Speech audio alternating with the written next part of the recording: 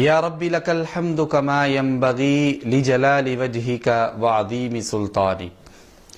سامعین و سامعات، ناظرین و ناظرات، رمضان المبارک ٹرانسمیشن میں آج کی اس ویڈیو میں ان 3 خوش نصیب افراد کا تذکرہ کرنا چاہتا ہوں جن کی دعا کو اللہ تعالیٰ رد نہیں فرماتے، یعنی کہ اللہ تعالیٰ ان کی دعا کو ضرور قبول فرماتے ہیں۔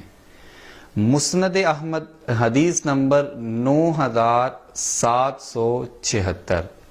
حضرت ابو ہریرہ رضی اللہ تعالیٰ عنہ بیان فرماتے ہیں، نبی مہرباں صلی اللہ علیہ وسلم نے ارشاد فرمایا، 3 قسم کے افراد ایسے ہیں جن کی دعا کو اللہ تعالیٰ رد نہیں فرماتے۔ سب سے پہلے عادل حکمران جو انصاف کرتا ہے، اگر وہ اللہ تعالیٰ سے دعا کرے تو اللہ تعالیٰ اس کی دعا کو رد نہیں فرماتے۔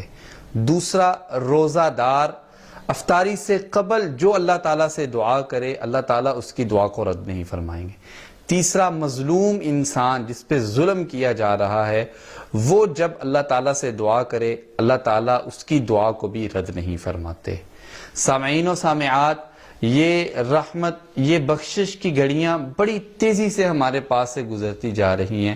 اس میں سے جو نبی صلی اللہ علیہ وسلم نے ایک ایسا خوش نصیب بندہ بتایا، ان میں سے ہم بھی ہیں جو ہم رمضان المبارک میں روزوں کا اہتمام کر رہے ہیں، تو ہمیں بھی افطاری سے قبل اللہ تعالیٰ سے گڑ گڑا کے، بالخصوص امت مسلمہ اور بالعموم اپنے لیے اللہ تعالیٰ سے خوب دعائیں کرنی چاہیے۔